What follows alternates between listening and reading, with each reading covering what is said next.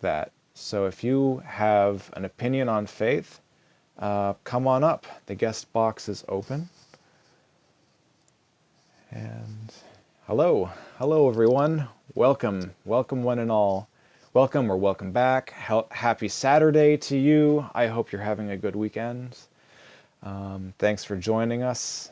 This is just a conversation starter piece. We can talk about anything really, but I've been thinking about faith a lot today and its usefulness, how people apply it to reality, how they can use it to come to truth. And I see a lot of people abusing it and misusing it and thinking it's more important than it is. So I'm very anxious for someone to hop in the guest box and tell me I'm right or wrong or on the right path or led astray. What does it mean to use faith? Is faith a reliable path to truth? I think a lot of people would say that faith is hope, faith is love, faith is belief. And if any of those statements are true, we then have to recognize how to use faith to come to truth. How do we, because my endeavor, at the end of the day, my goal, my objective is to believe in the most true statements as possible, while rejecting the most false or untrue claims as possible. And faith, a lot of people use as a path to truth. So if I push back on that, if I have an objection and I say, well, I don't think that faith is an objective path to truth, it's just a subjective path to truth, then how is it useful? If you can just believe anything on faith, then it's not useful, is it? How do I just believe something to be true and then it is true? Then we can get into discussions like, check out this hourglass. Pretty boring hourglass, right? There's a number of sand granules in this hourglass. How do we know exactly how many there are if we're trying to quantify them? So you can count them, right? Well, let's make it more simple than that. There's either an even or an odd number of sand granules in this timepiece, right? So what if I told you that I use faith to believe that there is an even or an odd number of sand in that hourglass? Can faith lead us to truth? Hello, fellow heathens. New at TikTok. What I learned a lot from people. I'm new at TikTok. What I learned, a lot of people regurgitate a lot that is wrong. Well, yeah. Yeah, that's the nature of humanity, though. It's not just TikTok or social media. We have been regurgitating things that are wrong even before the printing press was invented in 1440-ish, right? Once the printing press was invented, then we started to regurgitate things that are wrong at a record pace. Now we live in a digital realm where everything is online, at our fingertips. All of everything, all of the time. Hello, media, my old friends. I've come to wishful thinking once again. It's the lying industry? No, it's not. It's not about lying and industry. It's about the pursuit of knowledge, right? We all want to know what is true. Nobody chooses to be wrong. Well, I guess maybe sometimes people choose to be wrong knowingly that they're wrong and choose, like, I could come up with a few examples, but for the most part, like Socrates was explaining, nobody chooses to do the wrong thing. Nobody chooses to be harmed, really, when you think about it. They can choose things that they know are harmful, but they think they're being rewarded. They think that the short-term reward outweighs the long-term fact that it's wrong or not good for you, right? But so people choose to use tools like the printing press, TikTok, Facebook to spread their message, to spread their gospel, to share truth with the endeavor to share truth. regardless of whether or not it's true. It's just the tool, it's the medium that we use. But the pursuit of truth is what we all should unify behind. How do we come together and discover the truth? What is true? Hey, Jacob's here. Hello, laddie. Ahoy there, Jacob. What's on your minds today? Oh, it's been so long since I've been here the last time. Many moons have gone up, down again, up again. I mean, I don't know what's the point of this live, to be honest. Because if you guys want to know the definition of fate, I have a source for you. Okay. Wikipedia. There it Well, is. Wikipedia can be wrong sometimes, right? Oh, yeah, I mean, I personally have faith in a lot of things. But Well, I'm well aware Wikipedia, that primary. so and anyone can edit Wikipedia, and there are a lot of examples of how Wikipedia has been Do you have? uh, Wait, corrected. are you on Wikipedia?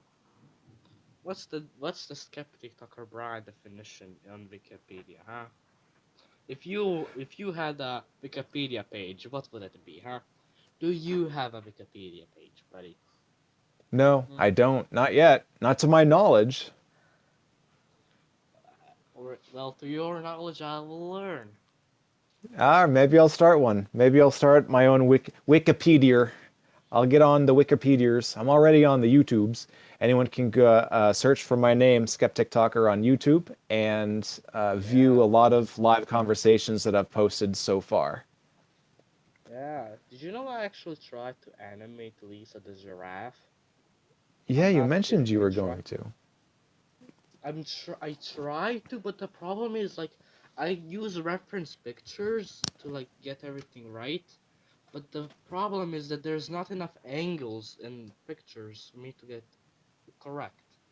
Hmm. Like I can't get to all her sides, and I don't think that you guys want to like draw every single second. So I just decided to give up on the project. Yeah. Well, better luck next Well, it time. will take. I can make some fan art of her, I guess. Fan Can a art of grain of Lisa the sand tell you about giraffe. everything on Earth? No, a grain of sand Oh yeah, by the cannot way, did you tell know? you about anything. Huh?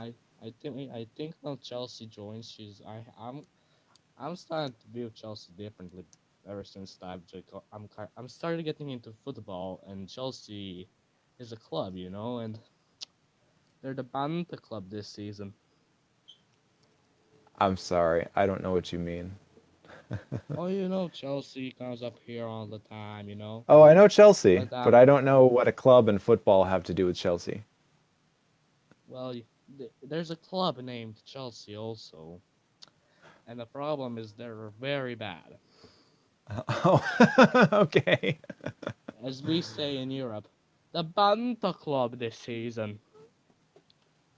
Hmm. Not Yeah, sorry. It's totally Why lost on not? me. All right, Jacob. Thank you for your feedback. Oh Any yeah. last Wait, wait, thoughts wait, wait, before? wait, wait, wait. Yeah.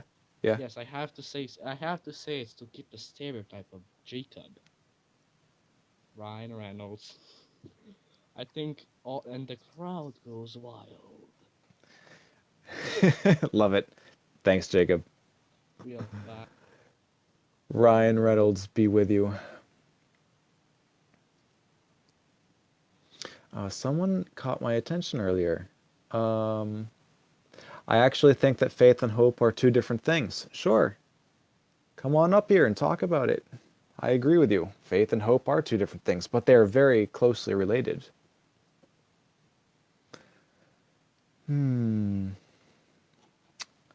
Welcome, everyone. All right, the box is open. Come on in. Let's talk about faith and the usefulness therein. What does faith mean to you? Maybe you have a family member or a friend that uses faith to come to some wacky solutions. I would remind everyone that faith could be used to believe anything. I can believe that there's a dragon in my garage. just on faith alone. I have no proof of it. Complete trust, but I trust in things that I know. I trust in things that I can rely on, like my eyes and my ears, even though they fail me sometimes. When I cross the streets to go to the mailbox, I use my senses to determine that the path is clear and safe before I cross it. I have trust in my senses because they are reliable for the most part. You have to have faith to garner hope. Perhaps. Perhaps you're onto something. Let's talk about it. What is hope? I hope in all kinds of things. I hope that people can vote in their best interest. I hope that people can educate themselves to enlightenment. And I actually know to a degree that some people can. I know it's possible. So, what is hope? How is hope so much different from faith? I think they're both, not very useful. We can have hope that leads us to good action. Like I can hope that my political endeavors, volunteering for some campaign or endeavor, will lead to achieving a victory of some kind. Catronauts. I love the Catronauts. But faith is something a little different from hope, isn't it? Catronauts. I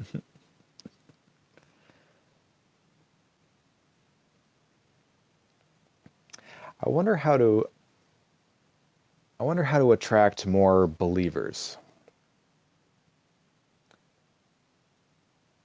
There's a guest. Hello. Hello. I define faith as acceptance in what I can't control and what will be. Okay. Acceptance in what you cannot control and what will be. Yeah. So if it's out of your control, it's not useful, right? It's just accepting what is. Well, I mean, it's useful to accept that it's out of your control because people can go down a really dark path, especially after death, because you can't control death. Yeah. And so Yeah.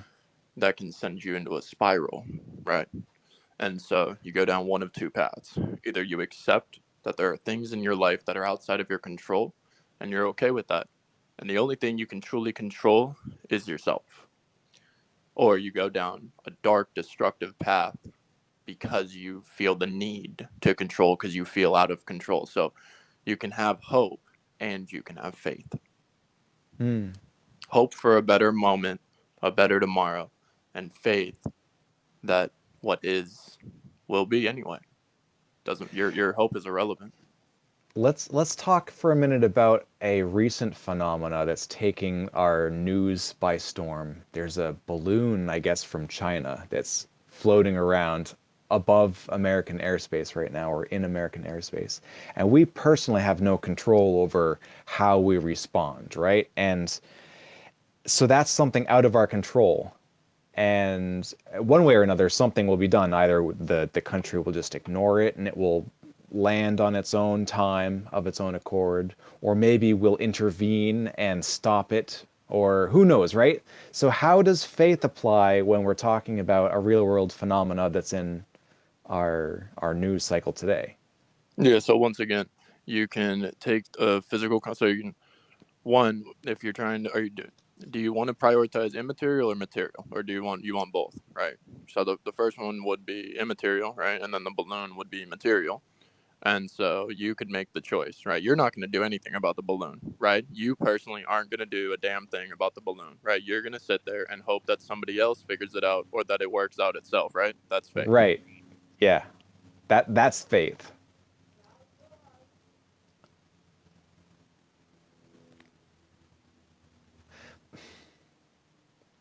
So it's not useful. It's just accepting what is out of our It control. is useful because it allows you to prioritize the things that are within your control instead of spiraling out of control. Okay. I guess. I guess I'm on board with that. But I wouldn't use the word faith. Yeah, I would use something. words are just a subjective meaning. So words can mean whatever you want them to mean. Honestly. Yeah, yes, to a degree. I think we have to recognize some words have, meanings. That's the purpose of a dictionary. Obviously, Those dictionaries are that's just a consensus, and words are constantly right. changing through It's social right. evolution. A dictionary is descriptive, not prescriptive. So Right. So yeah. so So faith is described as whatever the consensus agrees it to be. Right. So you can have your own subjective viewpoint on what faith is to you. Someone else could have their own definition of what faith is to them. I could have my own definition of what faith is to me, and then we could form a consensus of what it means to each other. All four can exist at the exact same time. hmm. It's interesting. Do you use faith often? Do you talk about it much, or just when bobbleheads like me ask you to? You're not a bobblehead, bro. I watched my grandfather die when I was 10 years old, and Yeah. I was raised I was raised Roman Catholic. Um, but then after he died, I didn't really have anybody to talk about death with, and I didn't realize that for a really long time I spiraled because on a subconscious level, I couldn't control it, and I was so afraid of it, and I was so confused, and that transferred into my everyday life. And so I started becoming obsessed with everything that I could not control and becoming obsessed with controlling the things around me, right? To prevent things from being uncontrollable. So I use faith as a way to be grateful for the moment, that I accept that I am simply grateful for the moment. I'm grateful that the sun rose again today. I'm grateful for another opportunity, and what will. And that's good enough for me. Yeah. Well, amen. I think you're using your head wisely, because you're right. Appreciate So that, many man. people, yeah, so many people get caught up in their own thoughts, their own Oh, I still Truman do that Show. too. I still do that Y- too. Yeah, yeah, Yeah, I was still trying to learn. Yeah, I think you know what, I at this point in my life I define God as life and living in the moment. That is God to me. So I think you're God.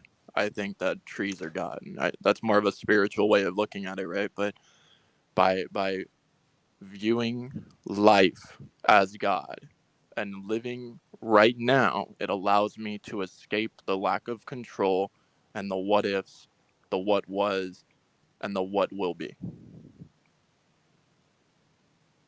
yeah. It can be overwhelming sometimes, can't it?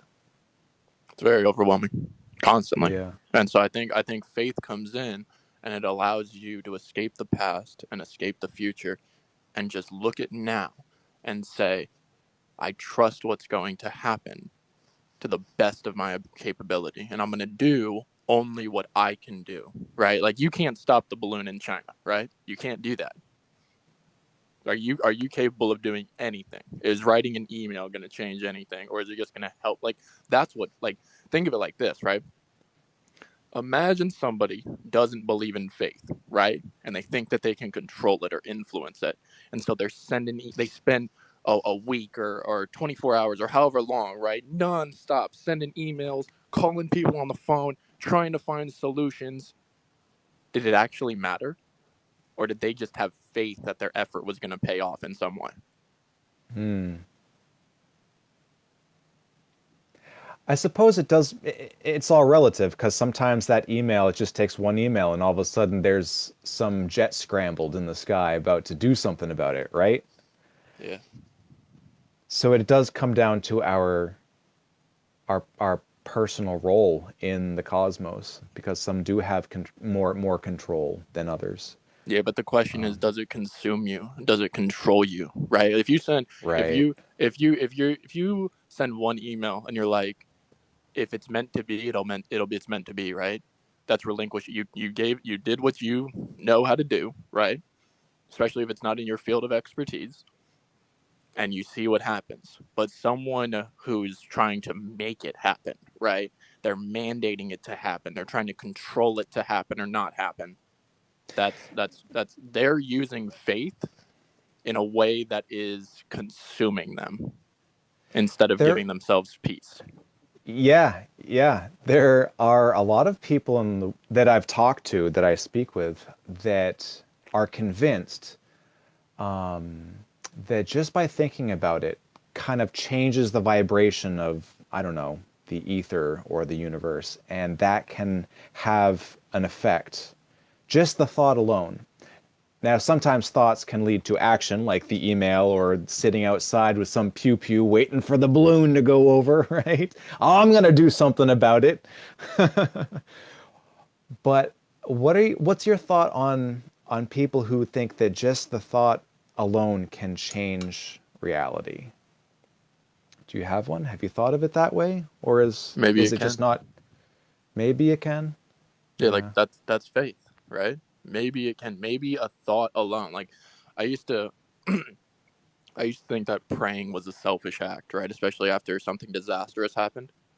And people would say, "Oh, my thoughts and prayers are with those people." And I know you've seen people. Everybody sees the people that are like, "Oh, your thoughts and prayers do nothing. Your thoughts and prayers do nothing." Right? But Yeah. I view it from a different light now. I view that as their way of displaying empathy in a moment that they literally can't control. There's nothing they can do after a national disaster, right? There's nothing you can do after a hurricane. What are you going to do? Uh, take all of your life savings and fly down there and what? Make yourself feel like you're doing something? Like it's at what point are you actually contributing? Right? Mm-hmm. And what? How Mm-hmm. do you determine if somebody is helping? What if somebody only can give their thoughts and prayers? Right? And you're gonna talk down, not you per se, right? But people, they'll talk down to them for displaying how they understand empathy.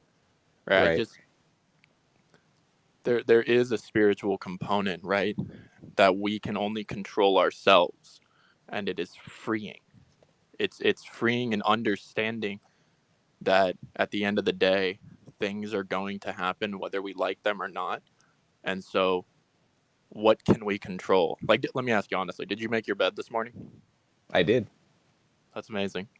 Most people I don't. always do. I always do. Why do you make your It bed? it keeps the bugs out. Not that I live in a world of bugs, but you never know, right? It keeps the cat off of my pillow. it I I I covet my sheets. They are precious to me. I change them often, as we all should. Right, And right. So look, like yeah, I you have see, reason. yeah. You have reason and effort, and you take pride in your effort, right? Something so meaningless to most people, right? It's Yeah. those things. People that don't make their bed, don't clean their room, don't take care of themselves, try to go out into a world that they can't control and try to fix it. The problem is people need to learn how to clean up their own rooms, and they're not, right? People aren't brushing or flossing their teeth every day, but they're trying to clean up the streets. That's not how it works. It's not your place if you cannot clean up after yourself. So There's too many people that have crippling depression telling other people how to live life. It's not your place. yeah, I understand, and it makes sense to a degree. I also like to point out that everything should be in moderation.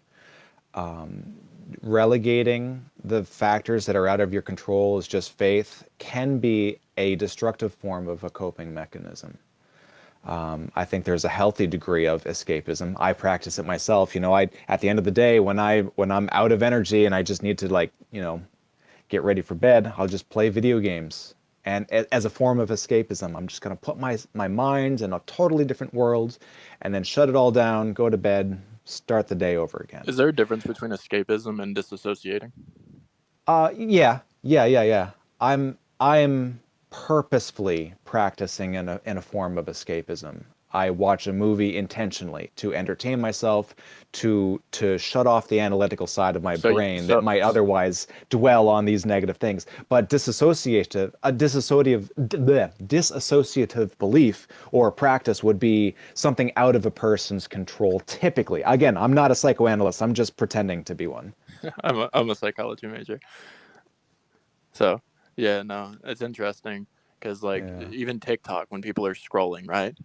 A lot of them are disassociating. and they don't even know, they're not even Yes. aware of it, right? Or Absolutely. I catch myself doing it frequently. All right, I need to put this phone down for an hour. Yeah. so yeah, man. I appreciate the call. Do you have any other questions for me? I'm sure I'll be one of the more civil conversations you have on this topic. Well, nobody else is in Oh, the I box to gotta join. get ready. I train animals for a living. I got a client soon, so I Thank you gotta get very much running. for your time. Yeah, be well. Appreciate you, brother. Talk Have a good later. one. Have faith, Yeah, man. you Try it too. out. All right. Yeah, well, I'm interested in talking more about it. It's very easy for someone like me to just dismiss faith as an unreliable epistemology until we have an example of how it could be used in a different definition. You know, I would not have defined faith like that last guest. Shoot, I should have asked your name. I'm so sorry. I can't remember your name. That's a bad habit of mine. I just don't even look at who I'm talking to. What's the topic? Faith is the topic today, but really it's just a springboard to get into anything else. If you want to talk about something else, come on in. The guest box is open.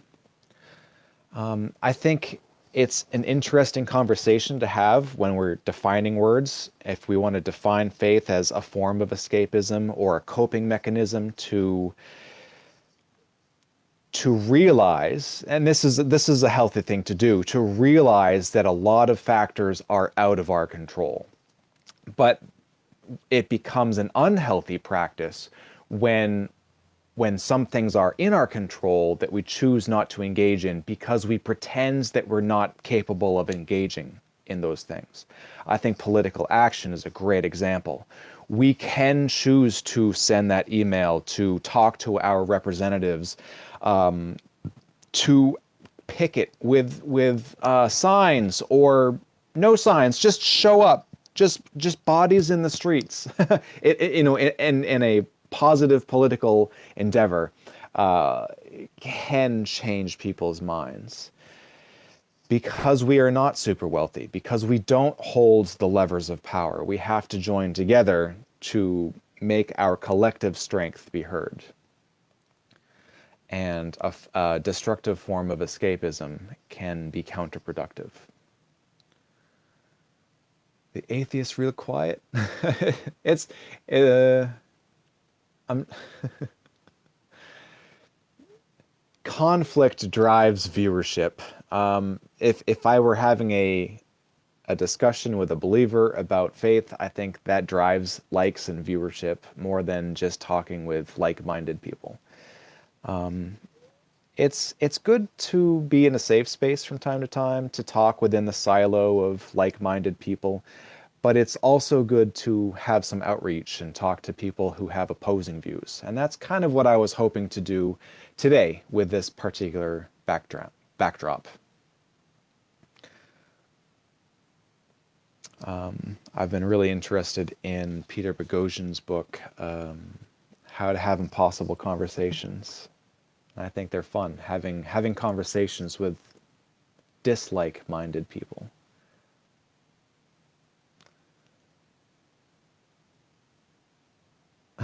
Now I know humans could have created heaven here. Religion has created hell. Yeah, arguably.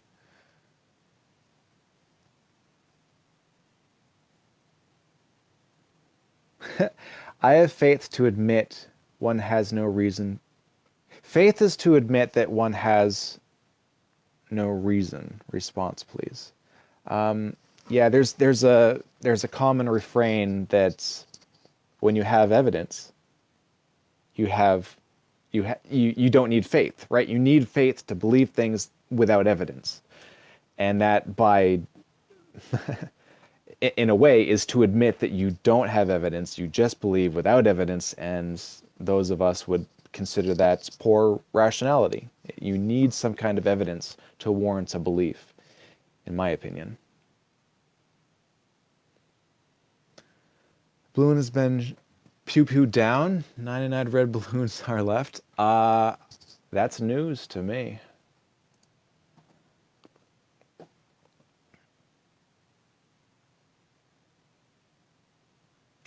Yeah, everyone needs more than 1,000 followers to join a live conversation. That's not my rule, that's a TikTok rule. How much evidence before a belief is warranted? Good question. I think everyone is on a sliding scale of certainty. I have a high degree of certainty for some claims. I have a medium and lower degree of certainty for other claims. For example, I have a very high degree of certainty that the Earth is rotating and tomorrow, within a certain amount of hours, will be a new day. I have evidence to warrant that belief. I have incredibly strong evidence. Medium form of evidence is I believe that our political body will do the right thing. I know, right? Sometimes it does, sometimes it doesn't. Time will tell. I have a very low degree of certainty for things like the universe has a beginning. Well, maybe it's always been. Maybe it did come into just poof into existence. Maybe Lisa the giraffe pooped it into existence. Maybe it's a cyclical thing. Maybe what's it called? Where it elastics back and then out and back and out, the reciprocal hypothesis or whatever it's called. I have no evidence to believe one way or the other, right? So I have a very low degree of certainty of one of those potential options. Can you send me an invite? Yes, I sure can. But you can also just hit the multi-guest thing and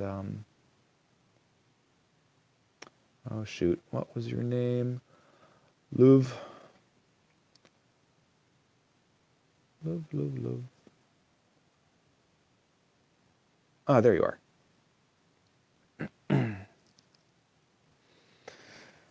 Hello. Hi, Brian. Welcome. Can How you are hear you me? today? I can. What's I'm on your mind? okay. You're my favorite guy. I love watching your when you're on TikTok. Well, Your thank you very your much for your kind words. conversations are so interesting. But I wanted to tell you a story of Sure. why I became atheist and a part of it. Well, when I was 14, I was in Catholic school, and a priest came into it. It was an all-girl Catholic school, and a priest came in, and he was talking his, the usual stuff. And I said, cocky me, said, I'll worry about Christ when I'm on my deathbed. Well, his response was, you're going to burn in hell. And I was so put off by that. I thought I was 14 Mortified, I'm years old. sure. I Yeah. was. I thought I'm 14 years old. He's an adult, and I was just being a cocky brat. He could have handled it, but telling me I'm going to burn in hell, I thought, you know what? I think I will. I'll choose that, over whatever you're preaching.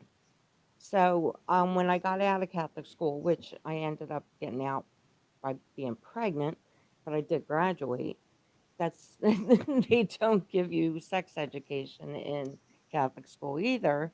Another one of their negative things. Yeah. But but I mean, I would do it again in a heartbeat.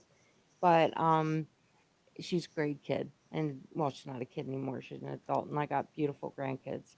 So, but I wanted to tell you that and just say that um, it was ridiculous. And that they think they're so above us, and it made me realize they're human. They're human too, you know, and That's right.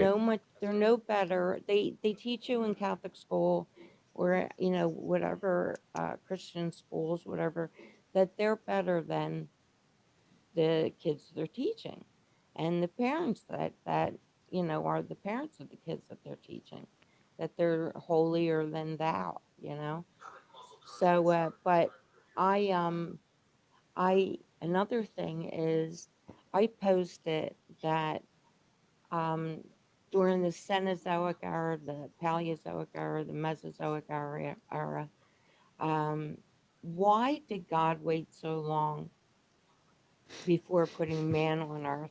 And if or Adam and Eve, if that's how the story is going to go, Yeah. why would he have billions of years of dinosaurs running around Oh yeah, I hear having you. fun? Yep. When you start analyzing it like that, obviously. Now And that's where let me they ask you a hated me. question. They hated me because I asked them questions like that. Yeah. I'm sorry. Yeah. Go ahead. Ask me the question. Yeah. Here's a thought question. Someone just mentioned this in chat, and I wanted to pick on this idea for a minute. We we regulate ourselves with forms of laws to protect the children. Like we don't let Right. children get tattoos, for example, until they're Hmm. at a certain age, unless, of course, they have their parents' permission. And there's a whole, worlds to talk about there. But Hmm. as a fundamental belief system, there are some things that are more dangerous than others. For example, if your elders are instilling a form of anxiety in children by convincing them that their soul is doomed to an eternity of pain and suffering and torment, I think that's a Hmm. fairly dangerous idea. And maybe it Oh should be yeah. regulated. So, what about this as an idea? What if, just for a hypothetical, what if we required a person to be of the age of consent, 18, 21, whatever we decide as a nation to Right. enter some Hmm. kind of faith-based belief system. Can you I love imagine that for a idea. minute? I love it. That would Instead of it, be so great instead of being born into and with the Catholic faith, babies are born with sin, supposedly, okay? We're right. sinful until we're baptized. So to me, why are all these a lot of Catholics pro-life when these are sinful babies? These babies are carrying the sins of all the humans before them.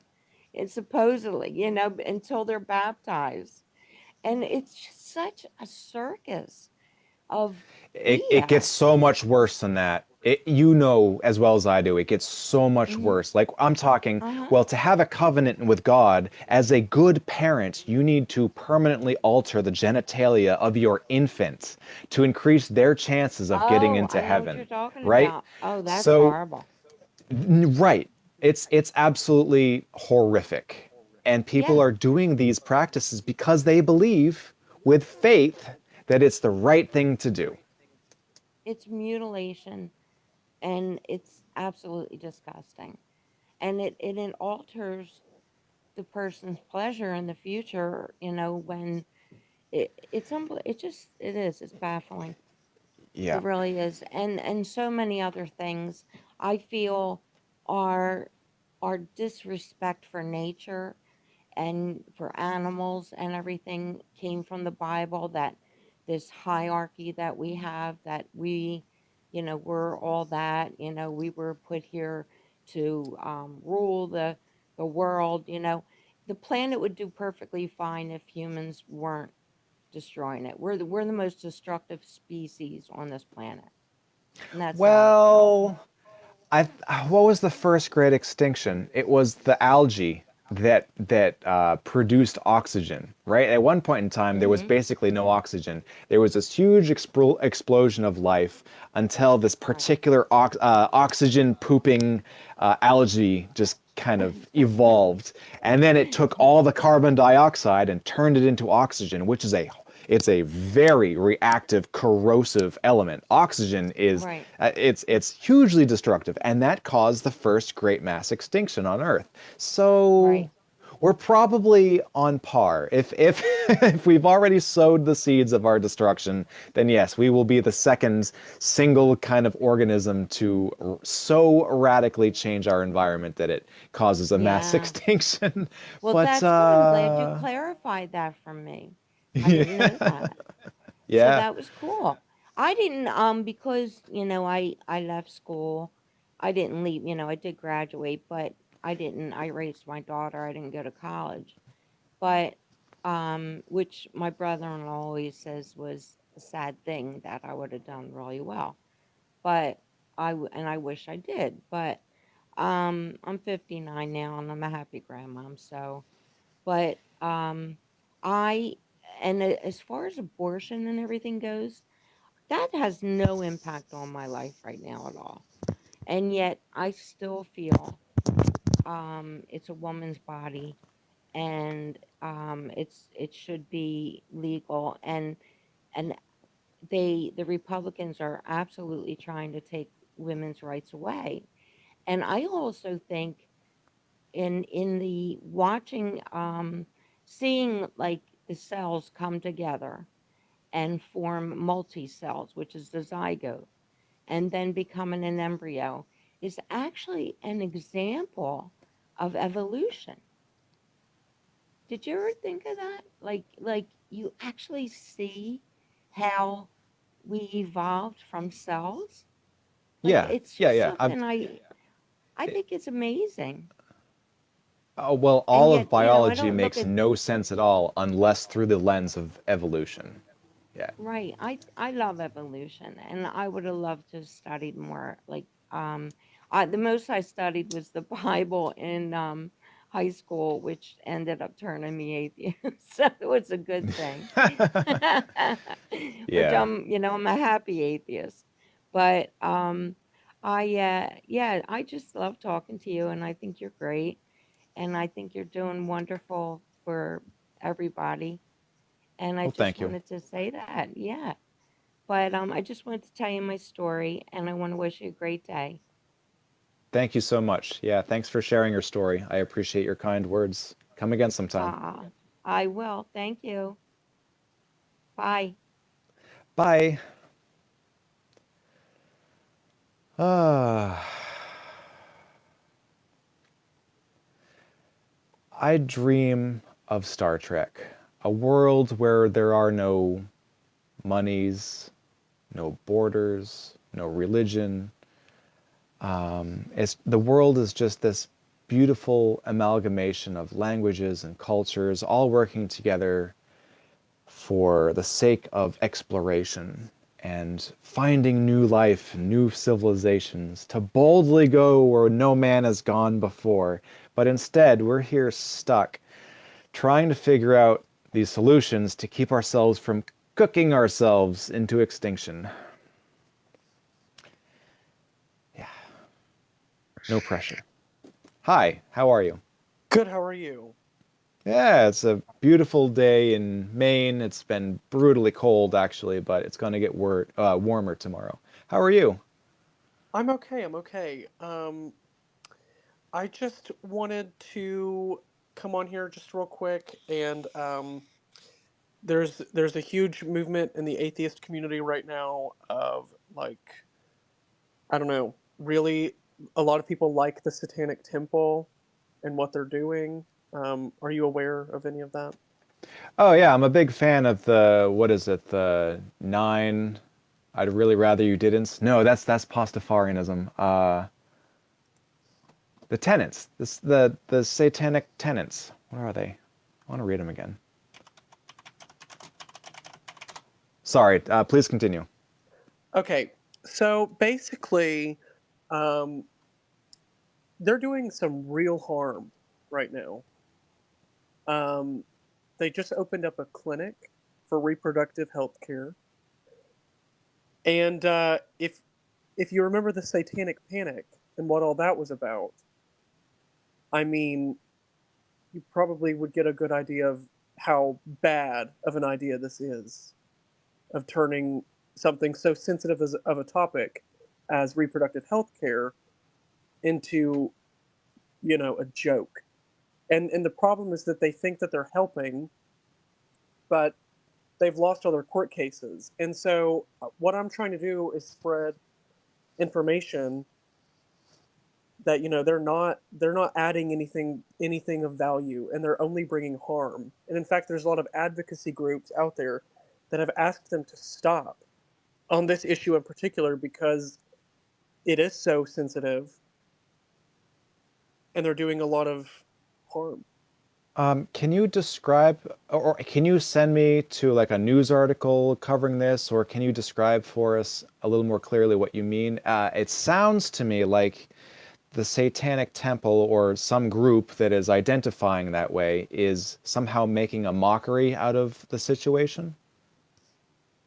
Yeah, so basically, here's what's happened. So I think it was in the summer of last year, they released on their website that they are making, I don't know if I can say it. Sometimes it like blocks, sometimes it doesn't. But basically like terminating a pregnancy, they have made that into a ritual that you can do. And they think that by doing that, you are. Oh, yes, that's right. Because they're trying to use a form of religious protection, the religious protection clause. By turning it into a religious practice, it is religiously protected. Is that where you're going, or what their original intent was? Right? Yeah, that was the intent. And I can see a little bit of how, of the thinking behind that because, religious protection, whatever. The problem is when we have courts and we have a system of government that clearly doesn't care about, religious freedom in the first place, or rather freedom from religion, then I don't understand why they think this is going to work. But to further the point, they have also, as of I think it's 2 or 3 days ago, opened up a clinic themselves and are now performing these services. Hmm.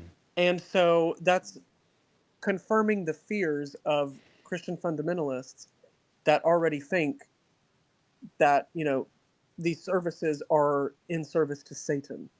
So it's, I don't necessarily, I'm not going to say that they're making a mockery out of it by, doing that because I know that they mean well. I understand that.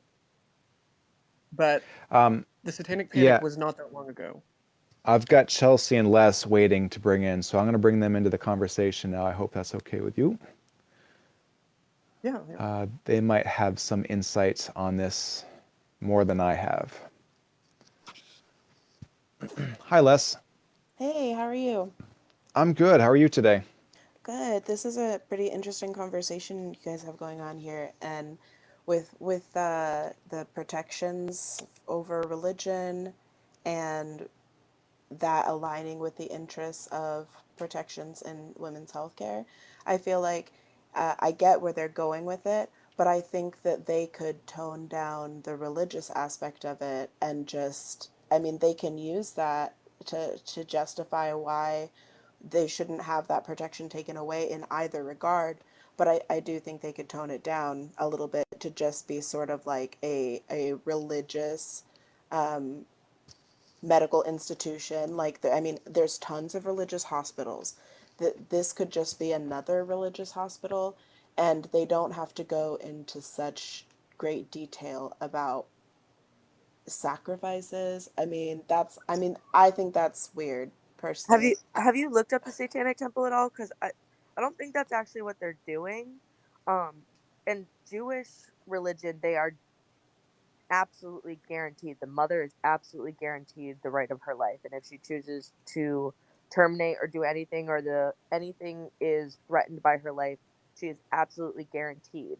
So I'm what the sure religions in general should be able to accept that having a pro-choice view from your religion is reasonable. Like, I don't Right, think but that. there are Christian extremists that are saying that they don't care what the religion is, and the Satanic Temple is trying to come in saying that it's not just the Jewish religion and that you can't Right. trample over everybody's rights, because in the Jewish religion they talk about sacrificing the baby for the life of the mother. I mean, and if you're going to talk about like being graphic, the Bible is the most graphic. Right. I mean, when I consider who would be most alarmed by this idea of a different religion protecting women's rights and medical procedures and bodily autonomy and stuff like that, the ones who I feel like would be outraged because of that are like the Christians, like kind of. I Right, don't but mean to just throw a blanket, let them be but scared. Let them be even if nervous. they're even if you are a Christian, you don't have to agree that you can be pro-life for yourself and pro-choice for other people. Like everybody gets to make the decision for themselves, and I don't think that I don't really care what the institution is that's providing the reproductive health care. Like I don't think we should focus on like that they have an additional reason that they believe they have the right to do that. I think everybody should just accept that women have the right to do that, and it doesn't have to be because of a religion. And if it is a religion, it doesn't have to be a specific one. It doesn't have to be like, I mean, I don't know. Just I think that women's healthcare is reasonable, period. And just because certain people feel like they're also having their religious rights infringed upon, it doesn't make it any less, like, to me. I don't know. I think it's good what they're trying to do. I'm just kind of stumbling over my words. I hope everyone understands what I was trying to say. I understand the I think so. intention. Yeah, I understand the intention behind it, and I understand like wanting to make it accessible. But the problem here is that like you don't need religion to advocate for that, and it's been proven time and time again through advocacy groups that doing it in a secular manner is going to achieve more at the end of the day. Right, but And so, religion is guaranteed by our Constitution, and people genuinely don't care unless it's in the Constitution, and they're trying to fight.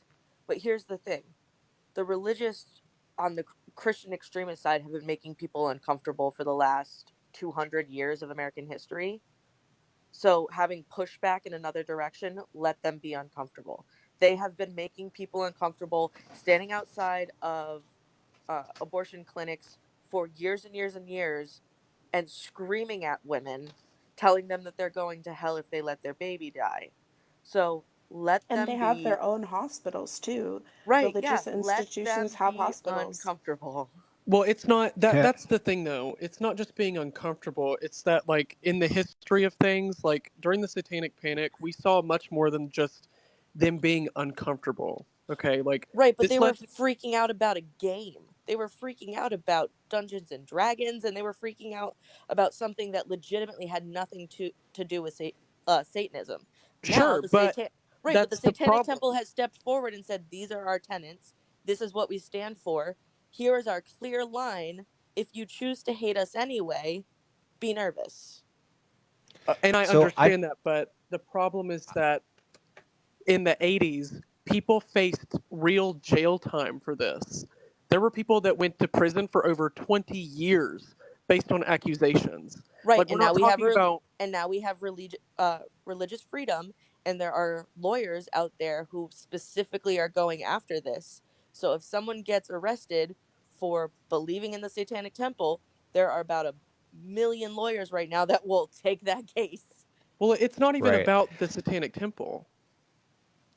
It's about. Let's try to put ourselves for a minute in their shoes. You've always heard the saying, if you give a carpenter a hammer, every problem looks like a nail. Let's remember that for a second.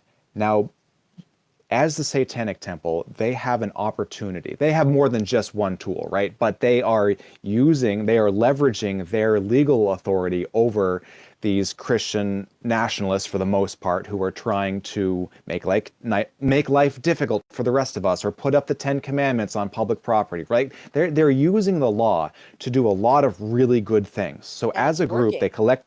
And it's working. So collectively, I'm sure they said, well, what can we do about this? And they came up with this idea, or some of them in the group did. And then, unfortunately, as we see all too often in religious kind of settings, even though it's a quasi-religion, it is mimicking religion in a lot of ways. So people start taking these ideas to the extreme. And now all of a sudden we're talking about the Satanic Temple using their position as a form, as in the endeavor to do good, they're causing some confusion or maybe harm.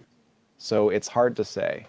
Well, Right, and but that's in the other part too, is that they have not won a single court case that's actually relevant to their activism. The that's not only true. It That's is not true at true. The all. the only They're court case they're that they winning have court cases won. all the time. No, the only court case they have won that has documentation is the court case against Sabrina on Netflix because they used the statue. No, no, they're winning court cases all the time. They just got a statue taken down and are having the satanic tenets put up somewhere That's because not true. that that is true. They were going, here was their proposition. They wanted to put up a statue of Baphomet to have the Ten Commandments statue taken down. They took credit for that being taken down. Here's what actually happened, though. The ACLU filed a lawsuit against the people that had the statue put up, the Ten Commandments monument. Right, saying it was And that's against how it came religious down. freedom. Yeah, and that's how it came down, though. The Satanic Temple never filed a piece of paper for that. Okay. I say this as someone who was a part of it. Okay, like I'm not just like pulling this out. Like I've been in there. I've seen how they operate. You know, it's Do you genuinely think they're causing harm and panic?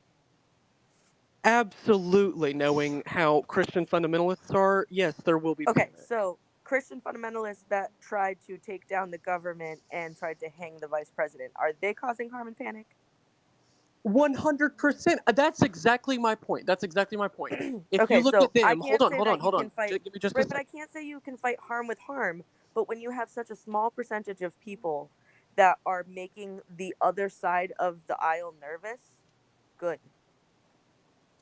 I understand what you're saying, that religion should be criticized, and I absolutely agree. But there is a way to do that Well, without and also causing like harm. so I would say that it realistically, based on what this country is supposed to be, what it was founded on, and unless we're going to go back and say that we're going to change, the our founding values, our core values as a country, freedom of and from religion is something that is part of our core values, and that means having the right to be Christian and having the right to be a Satanist, having a right to be whatever religion that you want. And so if they're going to put up a Christian, Ten Commandments monument, then there's no reason that we shouldn't have a another monument right next to it that's representing a different faith. I don't understand why we would have a Ten Commandments monument anyways, because you're not supposed to worship false idols. So if they're gonna have an idol, everybody should be represented, or none of them should go up at all. Well, and personally, I look to the Constitution and I look to the way this country was initially founded on the values of having a secular government, and I think that's the way to go. I don't think we need religious pluralism, because that opens the door. Listen, here's the problem. If you open the door for the Satanic Temple to come in and make their argument, the door is wide open for any Christian to do the same thing. It is better if Well, I it is think the idea closed is to that all. Christians are already doing the same thing. Christians already have hospitals where they deliver the kind of care that matches their faith. You can go to a hospital and a priest can pray for you while you're dying. That is something that they offer because it is a Christian establishment. It's a hospital. They give care, and there are other faiths that they may be not so concerned about praying over you right before they die or praying for your eternal soul. Maybe they care more about your mental health and getting gender affirming care, or maybe women's reproductive health is important, even more important to a different religion. There should be options, because we have rights, and if there's going to be Christian hospitals, why shouldn't there be hospitals that utilize the same legal, um, you know their their formation is the same. One is a Christian formation into a business, into a hospital, into an organization, and the other is the same formation but into a different faith. And there should be hospitals. There should be Jewish hospitals. There should be Satanist hospitals. There should be pagan hospitals. And if if there's something that they have to offer in healthcare that nobody else is offering, why the heck shouldn't we have all? Shouldn't these other religions be able to give healthcare? Well, they're not, and that's the other part of it too. Is they opened their clinic in New Mexico, where it is still perfectly legal to go get these services. So they're not even actually helping anything. Here's another thing Right, that's but happened. one can spread into 2 and 3 just because one person started. It's got to start somewhere. But But here's the thing: a you can go religious into a business is also non-religious different than a hospital and still have non-religious a religious business. doctor try and talk you into giving your child a circumcision when they're born. You can have, because I mean that is exclusively a religious practice, but non-religious parents are still talked to it every day. Yeah, I don't disagree. What it comes down Someone, to is some, not. All I'm saying is, I'm not saying I want to see religious hospitals popping up all over the place with biases, and they only want to give a certain kind of care. You can't get an abortion at this hospital, but you can at this one. I think that's ridiculous.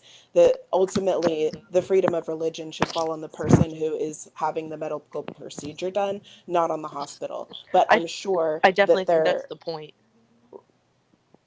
And I'm not arguing against yeah. that at all. Like, I'm not saying that there shouldn't be religious hospitals or anything like that. That's not even the argument. The argument is that by making it into a ritual where you They're stand in the shielding it mirror, to make sure it's not illegal. They are shielding it. That right? is But it the hasn't purpose worked. of that. But it hasn't worked. There's already been 3 court cases that have been shot down because of it. I mean, that Right, doesn't but mean that that just it shows the couldn't work. corruption. That just And shows the corruption of the courts, not the morality or the usefulness of the court right, case to determine who gets health care and who doesn't. it Someone doesn't in the make it chat wrong that they earlier, tried. You can't. I don't know. You go into a court of law and someone gets in trouble for attempting to exercise their rights as they understand them and as they see in society around them. I don't think that they've done anything wrong by attempting to exercise their rights. This is innovative. This is an innovative business idea. Maybe, I mean, I don't know if they contacted a lawyer before they went into it, or you know consulted with anybody, but I can't blame them for trying to exercise their rights. Well, funnily enough, their lawyer is actually the same lawyer that serves Alex Jones. So if that tells you anything, But I mean, the problem lies in the exact same way of how January 6th happened. I mean, we saw a group of people under a delusion run in and cause harm to this country. And if we think that that's not going to happen when, someone goes out and says, watch out for the Satanists, they're out there, sacrificing kids. And now they have this whole movement going on to prove it, to confirm their biases, confirm their fears. What do you think is going to happen? Do you think that they're just going to be like, okay, that's fine? No, absolutely not. And also, you have to consider this. They are theists. They are convinced that there is a God out there that is prescribing, divine commands. So I don't mean to be rude, and it might just be me, but I don't get it. Like, I'm I'm not finding the golden thread in what you're saying. Like, what's the Have you heard of the how Satanic Panic? comparing the Satanic Temple with the January 6th insurrection? Can you just rewind for a second and tell me, Okay, like, so what are the properties you're comparing? sure. Okay, so like January 6th happened because there's conspiracy theories. There are, political extremists out there that are going over it. Okay, like they're out there doing their thing. And then January 6th happens, the election is confirmed, not in their favor, and so they storm the Capitol. In the 1980s, and this is just for context, in the 1980s, there was a whole event called the Satanic Panic. People went to jail for accusations that were proven to be untrue later on. Some people lost their lives during this event, and it has caused a huge there was a cultural shift in that time. It was really, really bad. Okay? So take into consideration all of that. Take into consideration January 6th and how they acted then. Now think of how they're going to act when the QAnon fears of Satanists out there sacrificing babies to Moloch goes, and now they have proof that it's happening, or what they consider it to be proof. I mean, I still think that you can justify your religious right, and by saying that it's in line with women's healthcare, I don't feel like that's, I mean, I don't have a problem with that. I think maybe they should tone it down. I don't know. What are I'm you not guys talking thinking? about it I don't being know. I don't get it. I'm not talking about it being Are you necessarily afraid about religion. for the lives of these religious healthcare practitioners? These Satanist religious. I'm unsufferable. Okay, I'll shut up. I'm You guys talking can talk. about But I it's genuinely want them to shine like it. It's like shining a mirror at them and saying, "Well, if you can be this upset, then you might as well be jihad." Like, why does it matter what other people believe? Why do you care so much? Why can't you just care about yourself? And why desperately do you feel like you need to save everyone except for the children in schools? I think it stems from the fact that some people are convinced that this kind of healthcare is a form of murder. Like they sincerely believe, and I see some of you in the comments saying that the real harm is the practice of ending a pregnancy, because that is even worse than unaliving a person. Well, let's dive into that for a second. A person is alive because they've been born, they are recognized as a human, and every human who is alive needs to be given a certain amount of bodily autonomy. So when this person that's alive has a threatening condition, like pregnancy, they should always have the access to healthcare to decide what is right for their personal body. Their bodily autonomy matters, right? So if you choose to end a pregnancy, that is a form of healthcare, because that person who has bodily autonomy has the right to decide who can use their body and who cannot. And I if like you believe that that person has the right to exist, then fine. You get pregnant and you bring that life form into personhood.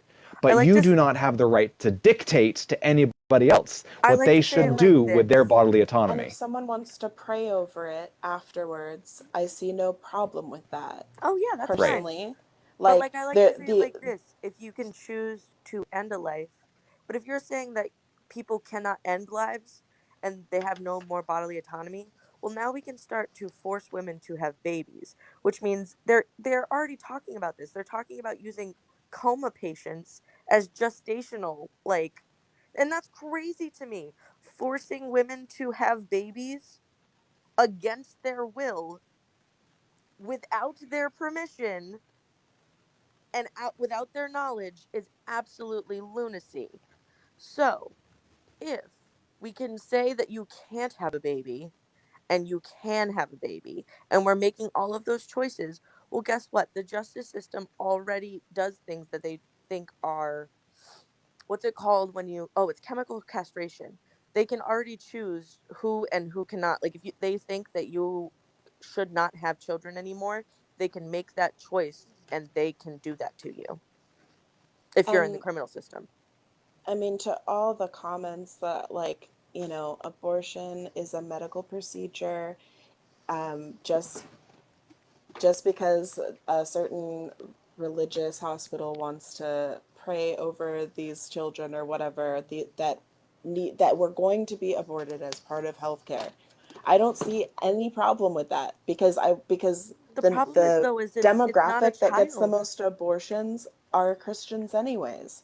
Like there's no justification. Like there's sacrifice in the Bible. Like there's so many there's you can't just pretend like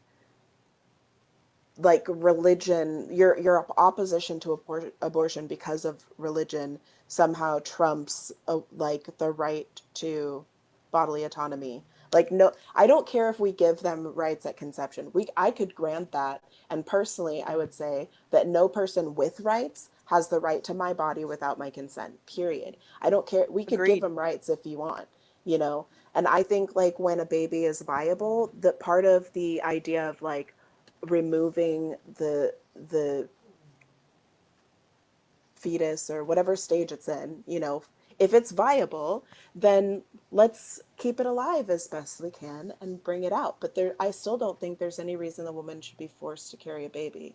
You know, they Right. can, you can Ro- induce a labor earlier than what we currently accept, and that would allow a viable fetus to no longer be inside of it's the woman, Right. but Roe still v. Wade was a live. compromise. The compromise between both absolutes, right? Either a fetus is a person that has it, you know, an unalienable right to life versus someone that says a woman or the pregnant person has unalienable rights to their bodily autonomy. So Roe v. Wade had to come down with some kind of arbitrary number. Well, let's talk about viability, right? Now that Roe v. Wade is kind of not relevant right now, we're having this discussion again. And The I fact, will never give special rights to a fetus over a person that's alive and has has rights other already. kids, Has has rights other kids. already. Like the majority of terminations, you know, intentional terminations of a pregnancy, abortions are done by people who already have children. And furthermore, on that point, by the time you get to the point of viability, this person has been pregnant for a long time. They're well aware of their pregnancy, and they typically would never end that pregnancy.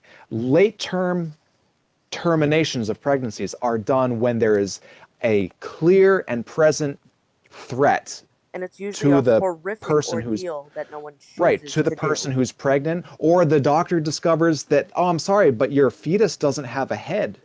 Their chances of surviving are Is zero. zero. So So the now is most the time to horrific. act before it becomes a real problem for your well-being, right? This isn't people just willy-nilly deciding, oh, it's a Thursday, I might as well go end this pregnancy. It So doesn't work like that. I know of a woman. She carried the baby to almost full term, and the baby didn't develop kidneys or a bladder. And they didn't realize until very late on that the baby didn't have like fluid around it Right. because of that, you know. And the baby inside of her was fine, but not it wasn't going to make it outside of her for very long. And at some point, um, there must have been other things that they couldn't detect that were wrong, because obviously there were things that were wrong. And towards the very, very end, the baby started to not be okay, and it was going to threaten her. Right. Right. And I've that lost is, all of my children before they were born. Like oh, honey. my youngest son was stillborn. Like he was ready to come out. He was healthy all the way until it was time to give birth. Like it, babies die. It's really sad, and sometimes the mother being allowed to live is in jeopardy if a baby is not viable. Sometimes there's two lives at stake, not just one. It's not just a question of like just unaliving a potential person. It There is a actual existing person involved. There's two people, there's two lives that are connected.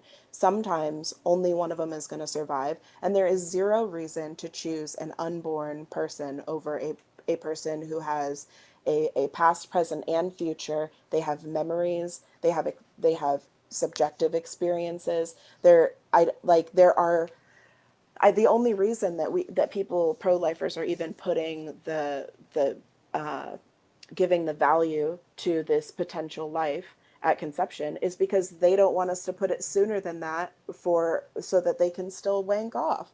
That we want to protect men's bodily autonomy to be able to shoot their potential humans, future humans, into the trash can or into the toilet or whatever. But what if that's where the soul's from? You know what I mean? Like why choose conception?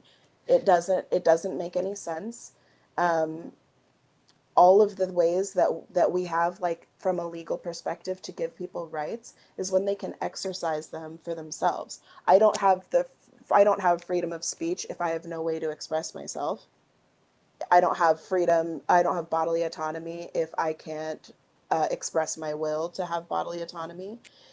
An unborn child, no matter what stage of a development, is not more valuable than the woman who is also in that who's also bound in that situation. Her life So, is also bound. so Brian knows this already, but when I was probably about 19, I was told that if I were to get pregnant, that my life would be seriously in jeopardy. And when I was 26, I went through something really, really awful that um, I was in extreme pain and no one could tell me what was wrong. And doctors ignore women, which is kind of just how it goes.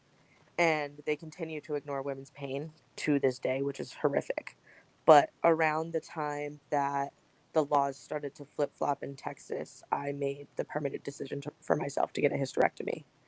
Because if I were ever to get pregnant and someone told me I couldn't, it would be my life on the line, like 100%. Um, and right after I had a hysterectomy,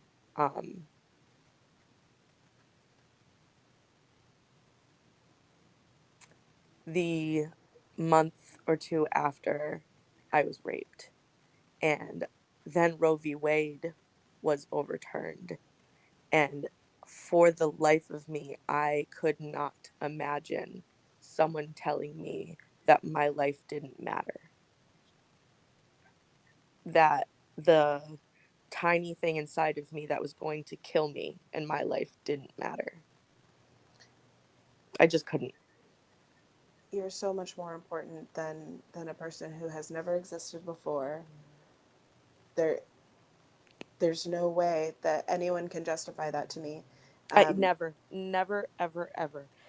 For the life of me, I cannot understand how men who are not doctors can sit in a room and look at a 12-year-old little girl and tell her that her life doesn't matter. Right. And even so, in my case, I didn't know that there was anything wrong with my pregnancy. And I was having contractions. I had pre labor and labor, and I was dilated by the time I got to the hospital, ready to go, ready for the baby to come out.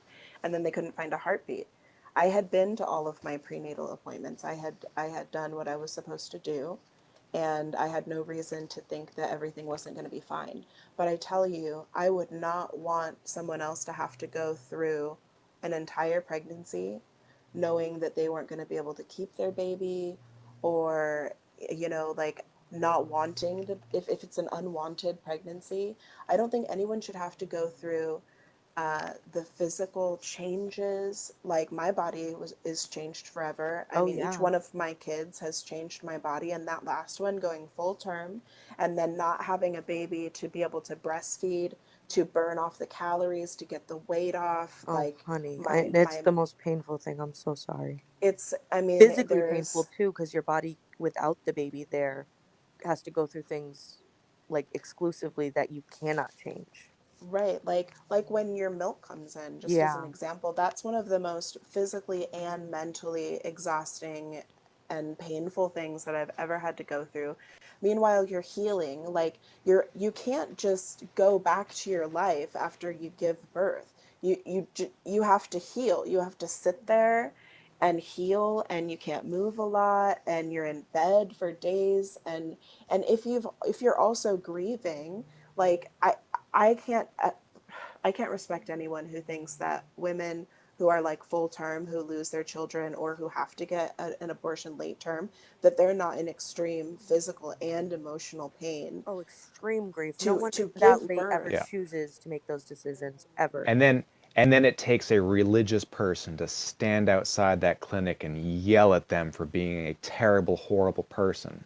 How despicable. How Well, and they really, despicable is it that we live in a world where religious people, supposedly kind and loving religious people, have been driven, been convinced that it's their moral duty to tell you or anyone else what to do with your body, right. and then berate you for making the life-altering, devastating choices that we have to face sometimes as a human species. We're in this together, but it takes religion to convince someone to hate another in this way, and it's despicable. It Well, makes and my that's blood kind of what boil. I'm talking about, because I mean, if you knowing how hard it is and knowing how determined that people who oppose reproductive services, reproductive health, knowing how gung ho they are about it, about getting rid of it, why give them more ammunition by taking history and mythology's greatest villain? I don't think we're giving them ammunition. I think that I we are officially shining a light in their face saying, look how ridiculous you are. Well, How like about that, it could be more extreme. Like I we're not saying that it has to be a religious thing. We're just saying that women should be able to get health care. Like if a religious institution has to shield people, women who need this, if the only one who can protect women is God, then so be it. But we're not saying that that's our line. We're saying women need health care, period. And then there are people who say, and it's part of my religion. Like that it's an and. I think they need to just get over it. They're focusing on religion. They're focusing on that when, the people, I'm atheist, right? I'm not, I'm saying if these people say that God is going to protect these rights to medical care, that's fine with me. But I think that I mean, for me, God just isn't, it doesn't matter. It how shouldn't be a about part of the conversation at all. how about no more private hospitals? And I know this is a radical idea for a minute, but let's dive into it for a minute. If it's the Hold on, religious can I just, hospitals, for 1 second, someone in the comments is being an absolute ass. So all right. you can try and regulate women's bodies, but if you get the chance to regulate women's bodies, well, guess what? The Constitution isn't sexist. It says men and women. So if women don't have right to their bodies, then men don't either. So Yeah, so you mandatory should all get vasectomies at a young age can vasectomies. absolutely be something that if you feel like you need and the country needs, which a lot of us do, I think that's a way better way to regulate And then we Yeah. women wouldn't making have to stupid worry decisions, about if don't the you? soul is in the Or no? sperm. Then we wouldn't have to worry Compul- about if the soul is in the sperm. You could wank as much as you want, but let's that's protect right. everyone. Compulsory vasectomies at age 10. If you're okay with circumcision, why not vasectomies? A Yeah. vasectomy is a less invasive procedure than a circumcision. I think that circumcisions are terrible ideas, and we shouldn't be making those decisions for little boys. But if you're going to Agreed. be trumping other people's rights, nobody, your rights end where mine begin. And my Right. body, if there's anything that I own, that's it. So if you want rights over my body, if you want to be able to tell me about healthcare, then I should be able to tell you that you need to go get a vasectomy until I'm going you're to bring Love married. back in for a minute. Hi, my name's Elle, so just Hi, call me Al. Elle. Hi. I just wanted to say I'm so sorry. I don't know who it was that went through that terrible situation. I'm Both really Les and I sorry. have been through a lot of shit, so don't worry, honey. Yeah, I Yeah, I have it's fine. to. I just wanted to say this situation that just happened. My I grew up with this girl. She's my best friend, in quotes. We went in total different directions as far as she's very religious and I'm not.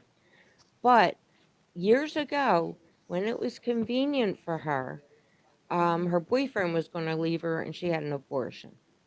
So, but now she's anti-abortion because she's, reborn Christian. Isn't that so Now funny? her, I have a friend that I know the exact same thing. I know well, we grew up together and she made a mistake and she could not care for a baby at the time. And we were with her afterwards. She was in quite a bit of pain. And to hmm this day, she is a hard stance that she's pro life because her and her husband go to church. it's great how many of these people, Boggling. it was when it was convenient for them, they were all, for it, and then the hypocrisy is unbelievable. But this Yeah. particular woman who had the abortion, her daughter had a baby who was stillborn. They're suing the hospital because it's a pro-choice hospital. She's saying they killed the baby because they're a pro-choice hospital. That her daughter should have chose Saint what's it? I forget. Oh, I was born there. I can't even remember the name. It's a. I think private time or not private hospitals are absolutely they're wrong. To have one I, hospital say you can't, one say you can. yeah, That we it's crazy. there are a lot of parts in our world that we consider the commons. Our fire departments, the police departments, the Right. utility companies. Even though they are private utilities companies, sometimes they are regulated as if they are part of the commons. Our streets, our roads, and many hospitals Right. are part of our commons, and we have Right. allowed special private industries out of our healthcare. And I think it should end Yeah. because healthcare is a necessity, it is part of our lives as humans because we're living organisms. We should completely radically change the behavior of how we take care of people. Now we know how to do this. If you look at the military as an example, the Mhm. US government knows how to run a medical facility very well. Right. They're good at it. Right. They're efficient. Yeah, They use our tax really? dollars in terrible ways sometimes, but they do really good work sometimes else, right? So Right. if Mhm. if we could change our our paradigm on what it is to have healthcare, access to healthcare, we need to seriously consider single payer or universal healthcare systems that are run and regulated Right. by some kind of national body of who decides what procedures are right and wrong. And this would be an easy legal stop to horrific medical procedures that are dangerous and unnecessary, like what we were talking about earlier, unnecessary Right. irreversible genital mutilation, for example. Right. And if we're going to solve these big problems, we have to think about some radical shifts. The reason I want to bring this up is so that we start talking about them as legitimate solutions. We need to shift the Overton window radically away from the right. The right is running away with the conversation right now. We're talking about whether or Absolutely. not people have access to healthcare. We should be talking about fundamentally dismantling fascism in every opportunity that we Exactly. get. I was So just going let's to say talk about, fascism. right, let's start talking about these radical solutions because they are a solution, right? A lot of people are, Mhm. their heads are going to explode.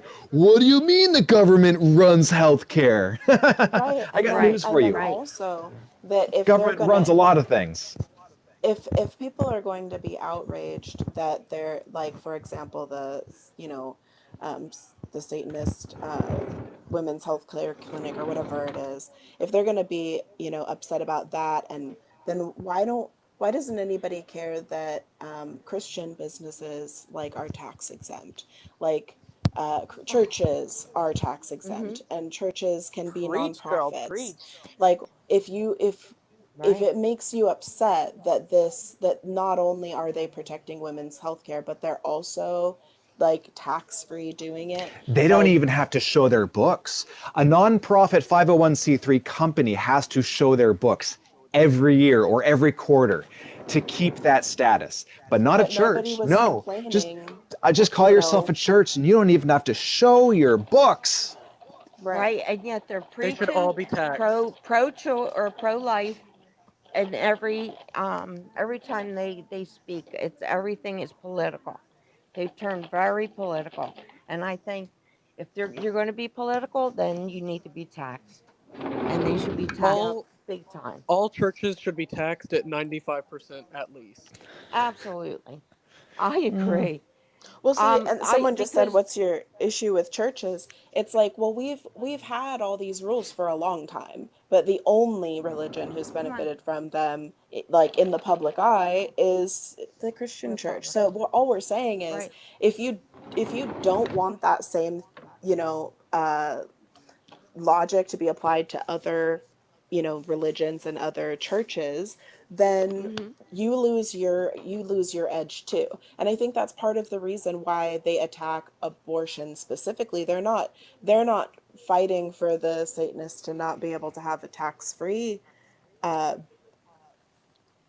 insert whatever they want to call it, that it's Yeah, healthcare. status. But Yeah. yeah, I mean, never mind. I'm need some coffee or something for I real. almost died. I want to tell you, I almost died. I had ketoacidosis, and I went into a coma. And when I came out of the coma, um, I I had so many women coming in the room praying over me and coming to me and saying, what religion are you and all. And I kept saying atheist. Well, can I pray for you? Can I pray with you? It was driving me crazy. I was hooked up to machines. I had a tracheotomy. So I had trouble talking, and that I felt like it was so evasive. And that it bothered me, even though it shouldn't have, but it did. I'm in this.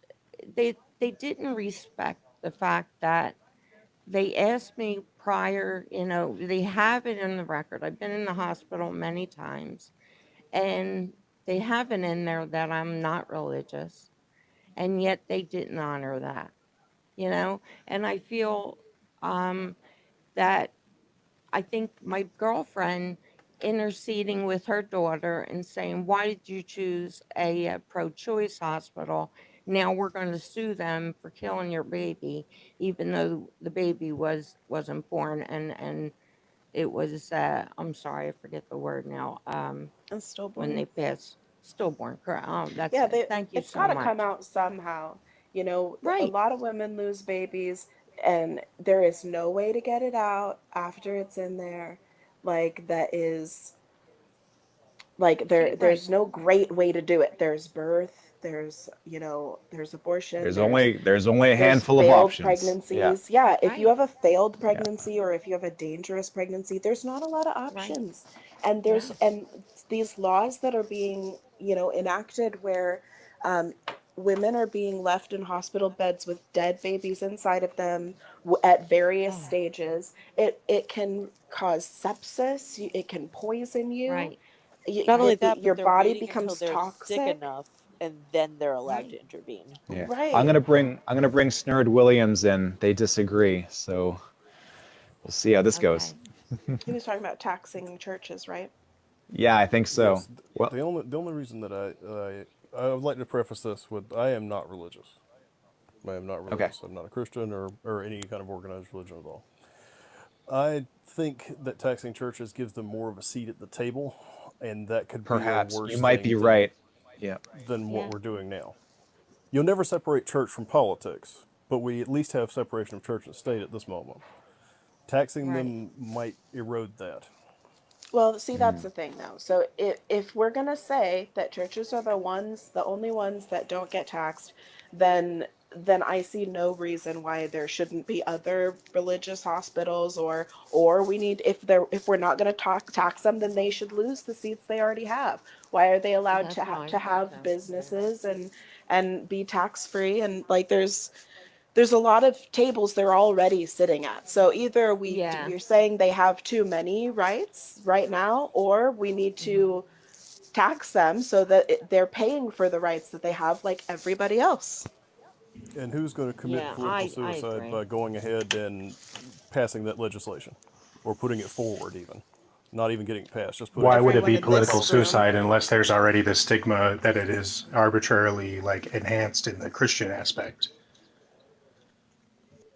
It is mostly Republican Christians that go to church still and are religious and call America a Christian nation, which is absolutely it makes my blood run cold, and they have their, The president, a all Democrat, these is a prayer Catholic. things and That's huh? false.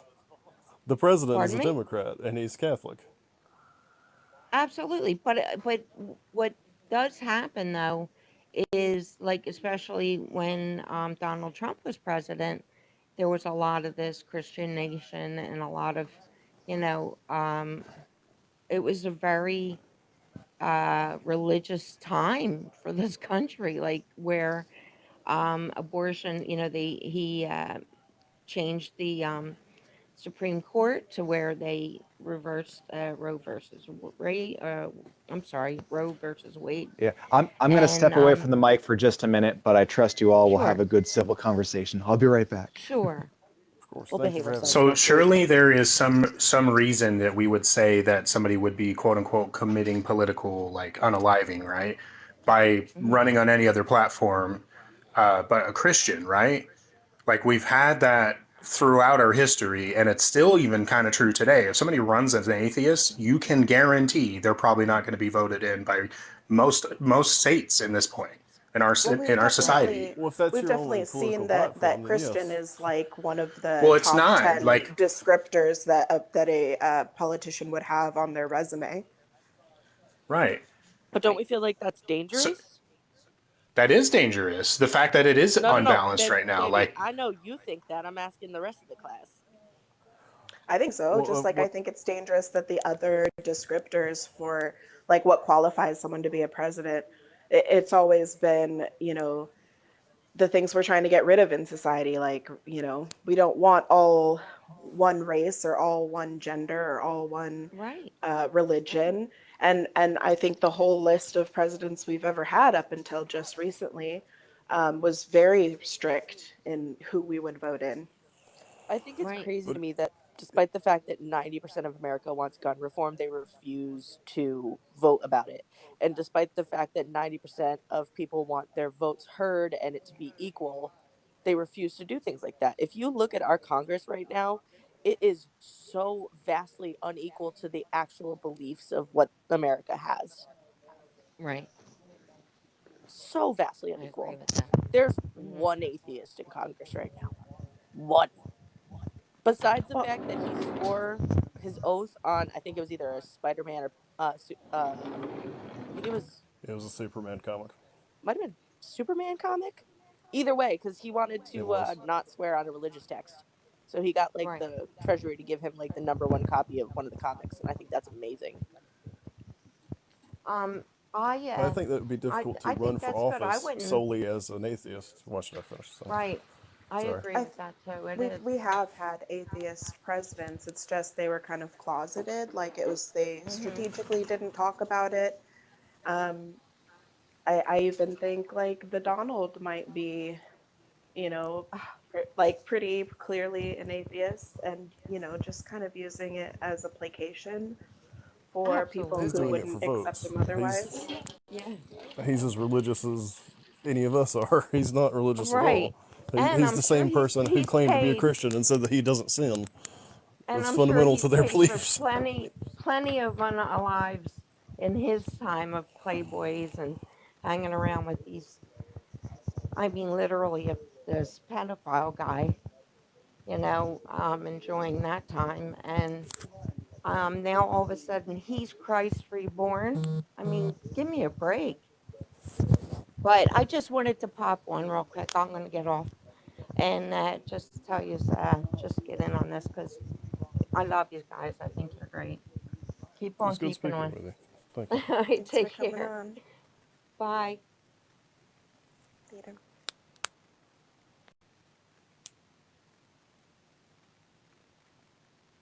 Who gave me coins? I have the most unpopular opinions in the entire room. Who gave me coins? Guido, Well, that's I why want to it's I'm know good if to not you even have you up there. conservative. Someone you want to better know what? benefit from it, I right? want to know if you think that the Satanists building churches and like clinics and stuff is scaring people. Like I want to know Do I if you think it's scaring people? The Yeah, I absolutely do. Because there's think it's people like my dad in this world, and he's like a dogmatic, like delusional person that believes he's justified in his faith by showing that there's like a vicious cabal of control in the world, you know?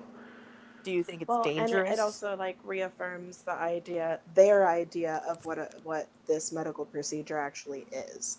That like they have their own idea. They think that it's unaliving people, and it's just not what it is. And but the so Satanic by Temple are saying it's a Satanists in the sacrifice, Church of that Satan sense.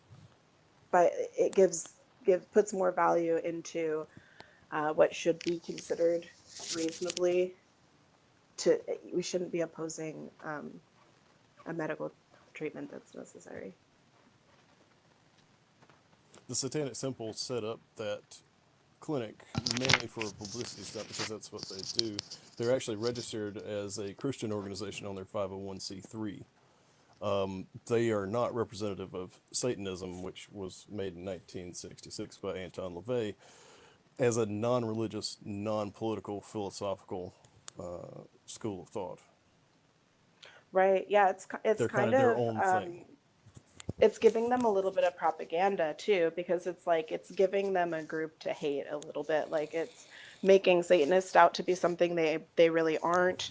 Like as a group, people who call themselves Satanists don't necessarily wouldn't agree that that's the reason that it should be legal. Just as an example, or But they some made their there's clinic in New Mexico where abortion is already legal. So it's not like it's, say, the laws of Texas in order to get like a Supreme Court case to possibly reinstate Roe versus Wade. They did it entirely for publicity, which is what they do on a regular basis. right. I definitely feel like the propaganda that it's like resulting in is not what they intended. So I would say that I like the political stuff of the satanic groups, that like the Satanic Temple in specific, but I would say that they had their time in the spotlight of like their action, not like saying they're not in the spotlight still, kind of, but I think that we need to get behind things more like the Church of Suffrage, where like they are saying there's a religious right to vote, or like the Church of Prismatic Light, that there's a religious right to freedom of expression of gender identity and sexual selection, right? Within reason, right? Like if you, as long as partners are consenting, but like, or can have the ability to consent, then like within reason, we should give the people that right, right? So these are the like modern day examples of what the Satanic Temple tried to do. What if The there's just a problem would be church is for that every every time kind they of ever gone to political court, they position? failed. Every time they've What? gone to court, Right. they've failed. So That's what I'm saying their is attempts to that's what make religious freedom needs to be used for. Man, that would be the invention of free will. Ha ha ha ha ha. Wouldn't it Yeah. just? What if you're just a member? We turn churches into purely political endeavors. Well, you join the Church of and if you Jesus tax them Christ with if you want to yours, eat someone's Eat bread crackers that and turn wine. into their blood, or drink the You want to be wine a that turns into vampire. their toenails or something. Or you can join the Church of freedom of thought, freedom of expression. Well, Right. it makes sense philosophically because each church represents like your axioms of worldview in a sense, and like how you express your beliefs on the world, which to me, that sounds exactly like a There's a church. there's a green church. I'm pretty sure I sent both of you the video that I am 100% behind. Like Guys, Oh they I'll yeah, are start a very church. eco-friendly. The churches are beautiful. they They got believe in disco balls. they do. They believe in everybody's right to freedom. They just want everyone to be happy. I don't see anything wrong with that. I'll start a church, guys. If you I why mean can't you've an got we can individual have just have Lisa private at the belief? head of it, and I Oh, can be the Whatever dear. you're fun. martyr. You know, we can have it all, and we can have political freedom too. All hail less. Let's Oh think But god, why about can't an this. individual gave have me a chills. philosophical background instead Yeah, of joining a group? Her name's Lisa. right. I'm not I, saying like you have to specifically select a group because like certainly like I don't belong to the group determinist, solipsist or whatever, like whatever your philosophical background is, right? Like all you're saying is I connect on this concept. right. And then you can pool money and resources together in maybe a tax-free kind of environment, claim it as a church, and use that resources to fund the political endeavors of the purpose of that group, right? I mean, that's what churches Wouldn't do it be already. much easier to form a corporation, start a Super business, PACs. actually contribute? No, because then you have to show your books. See, being a church, you don't have to show your books. I mean, you could still be a Okay, nonprofit but though then too. they Like should be above board. It would be a whole lot easier to pass legislation, say a church has to show where they're getting donations from and what it's going towards, rather than you have to tax a church. It'd be much easier to pass that. I liked the Church of Humanity idea. Someone said in the comments that was pretty good. I like the idea Well, of thinking it's like dominoes in a row because you're right, that is easier to pass. And if you passed it, then surely it would be easier to say tax the churches because you would find their garbage. Facts. Perhaps, but you have to. Any kind of political movement has to start at a very small level, and so there's then work 42 of forward. us in here. I think that's a decent start. Are we officially the Church of Humanity? Well, let's think about this for a minute. Maybe what if you're right? What if corporations are the better way to go versus some kind of church endeavor where we can say, all right, you don't have to be a member of only Because one you wouldn't church. only get tax breaks, you would get subsidies as well. I mean, it just depends on your formation, like how you register. Like if you want to start a business, there are plenty of businesses that are Christian owned. So it just depends on like, you have to consider your liability, you have to consider your shareholders. Like it just affects the formation. But you could have a business even that owns a church. Like that's not impossible, You would I necessarily would get have to much have more shareholders. restrictive You could have a on private churches corporation. enacting their. Oh, sorry.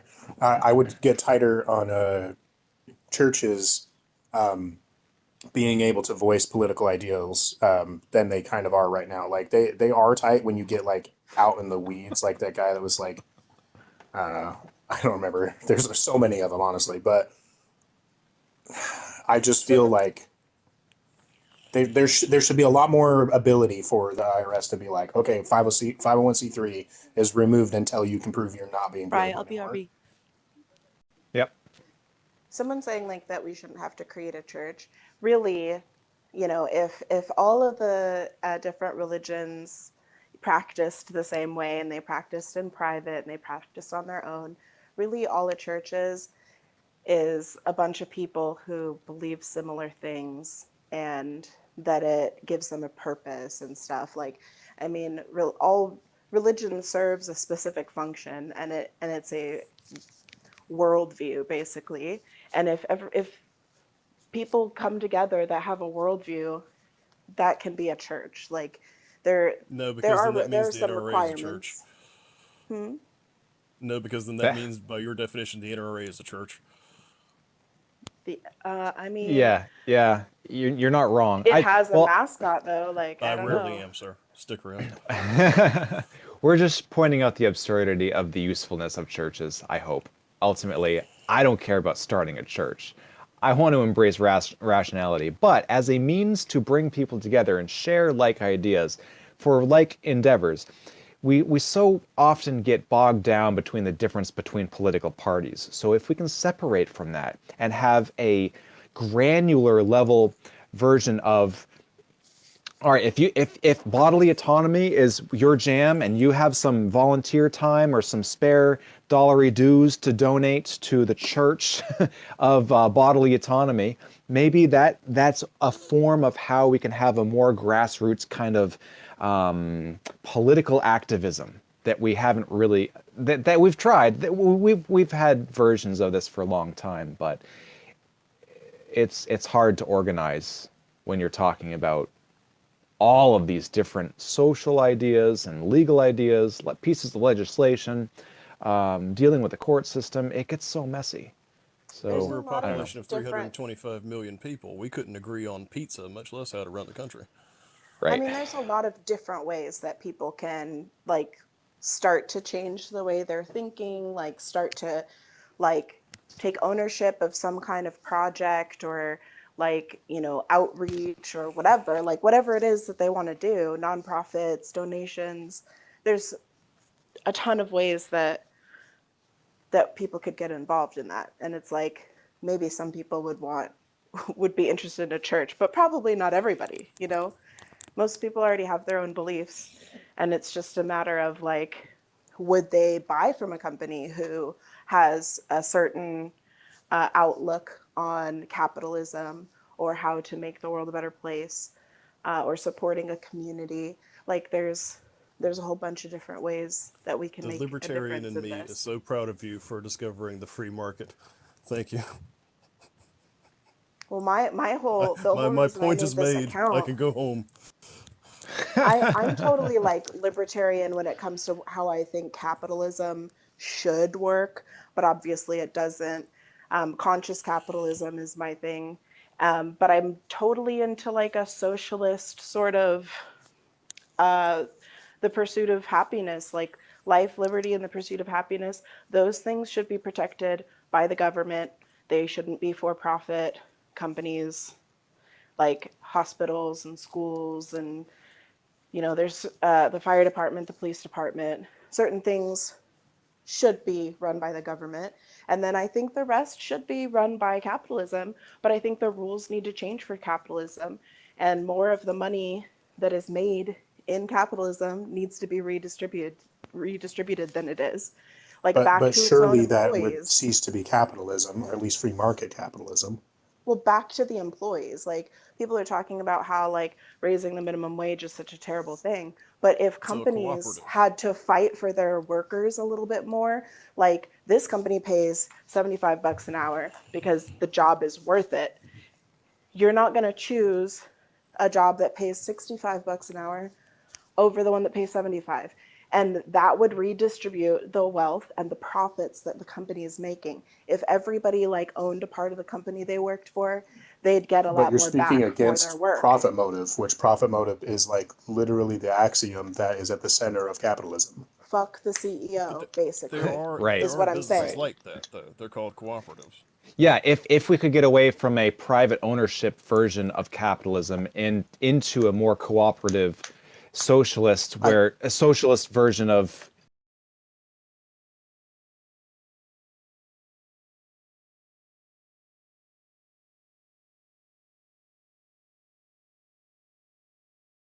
That's literally the opposite of capitalism. And social Corporations no, well, that's capitalism if there's ownership. The co-op doesn't have that type of We're not thinking. talking about a co-op. We're talking well, a about co-op could.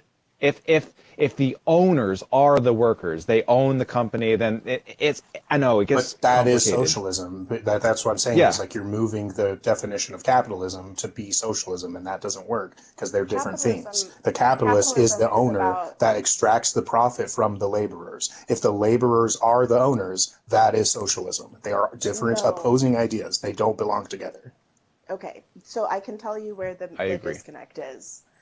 I think that the disconnect is that capitalism is about, like, the purpose of business is to make the most money possible for your shareholders. If the shareholders are also the Those are the workers, capitalists. there is no difference between having That one is the shareholder difference. versus having a bunch of shareholders. You can have a CEO and a bunch of shareholders and a bunch of workers, but we're saying you have Right. So like where the when you workers eliminate the shareholders' are the ability to people. not contribute to the labor, then you are a socialist. If you have capitalists that gain nothing Okay, but that's from their money being invested in the company, that is capitalism. As soon as you make them have labor for that ownership, it is now socialism. it's not necessarily true So because you could have a I private don't corporation that think doesn't that's have true. shareholders at all. Like, do you know the So the difference owner between would a be the C capitalist corp in and that an S sense. corp? Do Yes, the you sole know the capitalist. difference I between? understand, but I'm saying like you're trying to, it's like, it's a weird distinction for me for you to try to like say that's still capitalism, but it's not. It's, you're all of going to these different socialism. all of these different formations of business already exist in the world within capitalism and within capitalistic markets. All of these exist for different types of There are formations. socialist businesses right now in capitalism. yeah. Right. Right. So just to get to the nitty gritty of it, capitalism by definition is the investment of private funds to build a business, and then you live off of the capital investment, right? You start taking Right. dividends from the stock market or your private investment in the company. Or your But equity in it the business. Right, but if you remove the ownership, if the ownership then is then distributed amongst the workers at like for example a co-op, now there may still be capitalistic mechanics in the sense that there are investors or a stock market, but when you have the owners be not a person or a corporation, but the workers, then you're talking about socialism. And like Guido was just saying, you can have both at the same time. But Right. You I can think we're have just the warring. We're competition of we're just warring over capitalism. definitions at this point. Right. Mhm. Capitalism, you can have different businesses of different formations all basically vying for and trying to earn the business of the consumers. You can That choose still to can be support. socialism. That's not something You, that's holistically a capitalist idea. I'm not saying it's. I'm saying that they're not mutually exclusive. We already like it. Like Amazon could just decide to fucking disappear off the face of the earth, and it would be replaced by different businesses with different formations, and we choose as consumers which ones we want to support. And if we support a business that is How do owned we by their choose? workers, the same way that we choose right now, who has the best quality, You vote with your dollar. who's the cheapest, Well, who has. if they specifically hold you down by giving you poverty wages, how do you enact your choice for better options? Right. Why? I don't That's understand. that's why How voting with you our got To there. work for Charles Dickens' company. that's why voting with our dollars But doesn't surely make sense their only unless ability we to enact if their if we could if we could get to a more egalitarian distribution right now, Jeff Exactly. Bezos has way more speech than you or I, right? So there has to be some kind of radical shift towards a more egalitarian system of management. And they tried Literally, that. It was one called human McCain being has Feingold, more but it was wealth than overturned can by the Supreme Court. feasibly. What? They tried that. It was called McCain Feingold. It was put in place before the 2008 election, and it was overturned by the Supreme Court, and it allowed corporations to be deemed as people and therefore have free speech. And their free speech was their dollars by contributing to campaigns. So you have lobbyists, and you have lobbying, and you have special Well, that's interest groups, Citizens which United be too, that unlimited size. also made money be equal to free speech. Defense contractors not So only get are you big like government saying that contracts, but they get subsidies as well. are you saying that you want to do away with that? Because that's kind of what we're saying as well. I think Like some you don't subsidies want are worthy of lobbyists. effort. Like I want our government to subsidize renewable energy or fusion energy technology, better I transportation fail to systems. see how $500 million. subsidizing Failed. things is not socialism. Can you please explain to me how subsidizing is anything but a socialist idea? We have the roads, things like I that. That's agree, a socialistic but that's part socialist. of. Can you, bro? If you could just let me say one whole sentence. Yeah, Guido, I Like, gotta you agree with always Les. interrupt No, when I'm I halfway know. through the sentence, and I'm long-winded, so it's partially my fault. But it seems like it happens every single time I start Yeah, to say something. Guido, I love you, buddy, but you are stepping on her kind of frequently. But you're not wrong. I'm Just sorry. let's just I don't remember let's what let I each was other gonna finish our say, sentences. so I don't remember what I was going to say. So go ahead and say what you were going to say, and maybe it'll remind me the rest of it. You were talking about the fire department being Yeah. something that the government supports. Government investments are a form of socialism. Yeah, all I'm saying is I think we could have a little bit more of a socialistic sort of intention behind the formation of businesses and behind like how I choose to buy things and as a consumer. I do a grant system that would work well for solving problems like with energy. I don't see any problem with having a system of grants that works with energy, just like it already works for like roads and stuff. And they say what they want. If you're a grant writer, you decide what you're looking for. Contractors tell you what they can deliver for you and how much it'll cost and what their timeline is. And then that's how they earn that grant, and that's how they earn the job contract. That already exists. What I'm saying is you can also have capitalistic, like I see a problem in the world. Nobody's paying me to solve this problem except for the people who choose to buy from me. I make my business. I don't necessarily have to get a grant, but then my business is also owned by its employees. So I get to bid for those same contracts as anybody else, or I get to create a business that solves a problem all by myself. And neither of There's those is adverse to capitalism because everybody still gets to choose what they buy and how they interact as a consumer. There has already been government investment into alternative, which got $500 million for solar panels, and it failed within months. But yeah, mismanagement happens from time to time. I mean, we all understand that. Within months. But yeah, mismanagement happens from time to time. I mean, we all understand It's the that. same government that you want to have health care. Right. I This mean, is the same government that got us in a war Yeah. in Afghanistan didn't figure out how to get rid of it, and we were there for 20 years. right. I This mean, is the same government that got us in a war Yeah. in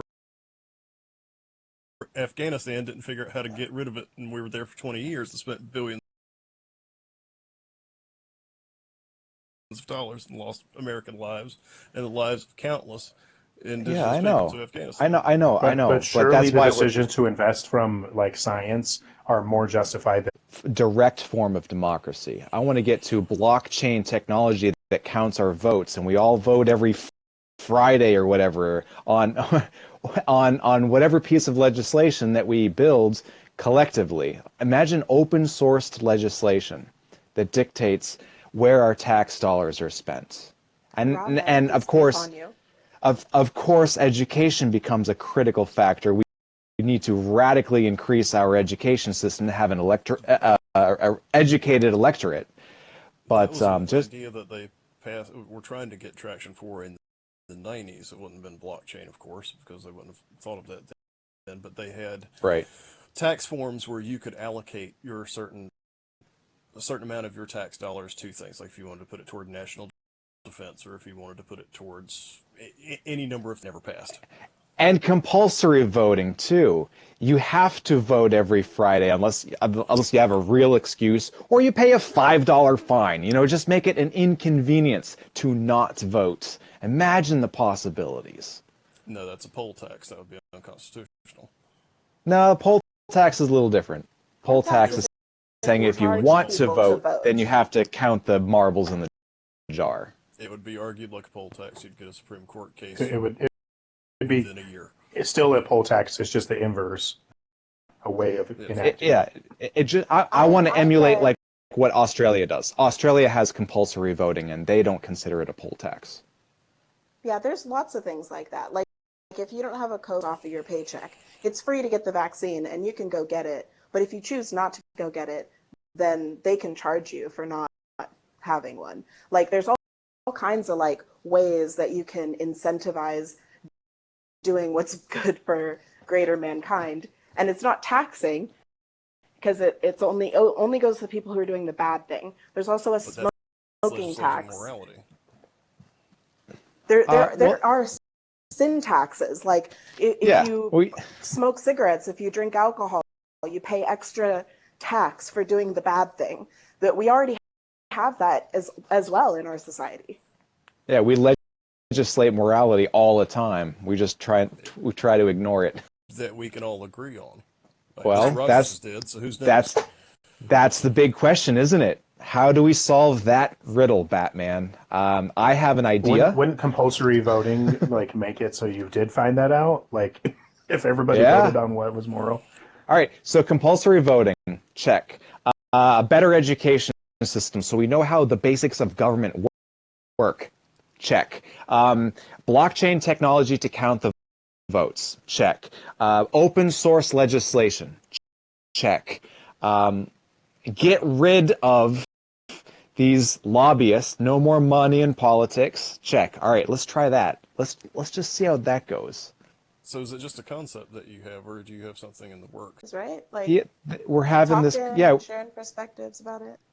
I like having these conversations to shift the Overton window, right?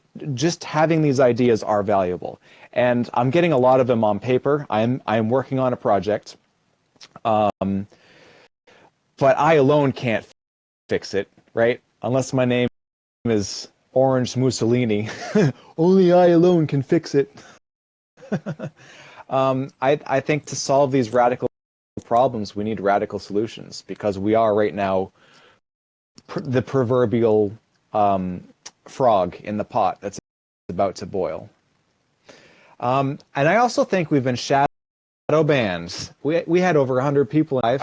I can probably take ownership of that for being rude. I'm sorry. Apologize again for talking over people. It's a bad habit that I have. I also have the same bad habit, and I appreciate that after I mentioned it to you that you didn't do it anymore. I am a better talker than I am a listener, and I'm trying really hard not to over talk people, and it's a hard lesson to learn. I'm so Appreciate the thankful for this opportunity, sir. group. You're all fantastic. No, I think somebody said a particular dirty words, and the algorithm said, "Up, red flag," and that was the end of that. Oh, I don't know. I don't remember. I sincerely don't know which word it was. No, nobody has the list of TikTok words In you which might case, say. I would Otherwise, we would all apologize avoid for them. that. And I do appreciate the opportunity to come on, and thank you for to the panel for giving a good conversation. I appreciate that as well. Thank you for joining us. Thank you. Come back again Sure. sometime. Thank you. Oh, wait, don't leave yet. Let me follow you. Okay. But it was a list. Here are the dirty words you can't say. So he had to figure it out by trial and error. And one of the most masterful stand-up comedy skits was born. All right. Yeah, I'm probably done for the day too. So if either of you have a final thought you'd like to share, please do. I just wanted to say sorry if you got shadow banned, because these conversations are controversial, and there's a lot of emotionally charged perspectives out there. People screaming in the comments about unaliving and stuff like that, and it gets so frustrating. And even I think like different types of economies and different ways of thinking are just so, we can't say socialism. I just did, Yeah. but like there's It's okay. I'm recording with a third-party piece of software, and I post these on my YouTube almost every time. So. nice. Yeah, I'm you're about right. to be famous. The, Thanks, man. the conversations are so heated and charged now, and that's partially by design. Our modern form of media is a horse race, and when it's a good horse race, they sell more ads, and they get more dollars for selling the ads, and it's a nasty spiral into. Some platforms, the more controversial you are, the more directly sort of messed up your headline is, the more shares you get. But then you get on a platform like this where you actually want to talk about the stuff you've seen, and then all of a sudden you can't, even though it's circling around. All these harmful opinions are everywhere, but then you can't talk about it on this platform. Yeah. Here's how to drive viewership, but don't you dare talk about it. Right, exactly. Any last words? It's to get them to engage with the ads and scroll, not to stay on your page and watch it live. Yep. That's why I haven't touched Facebook for years. Right. Yeah. Thanks for having me. Yeah, I'm gonna go ahead and hop off, so I don't know how to like cash them in or whatever. If you leave a live, or sorry, if you get booted from a live, you get your coins taken away. But if you leave or the live ends, you keep your coins. Right, and then in the app, go up to the top corner, look at one of the options, I can't remember, and then right there is balance, account balance, and then once I think you have to be over $100 to take them out, but then you just link it to your PayPal account and go from there. I tried the other day, If you but for some hit gifts reason, too, it'll show you your gift balance on the bottom. I thought there was a thing where you had to send someone else a gift before you could start receiving gifts or something like that. but I'm not sure. I don't know on that one. Well, I'll go check it out. You guys have a good day. You too. Yeah, thanks, Les. Thanks, Guido. My Any last final word Yeah. is just I suggest everyone look into secular humanism always. I think it's a very grounded philosophical concept that says we are human, we know how we're human, we know our effects as humans. We should do what we can with these effects to make for better change for our environment and for our future. And with that, Amen. have a good day. Amen, brother. Amen. All right. I look forward to our next conversation. Have a good weekend. That's a really hard thing to do. It's so easy to be doomer. It's so easy to be nihilistic. I have to work intentionally to not be a nihilistic doomer. Because if we don't work together to solve these problems, then it is all futile. But I hope our children's children's children get to experience well.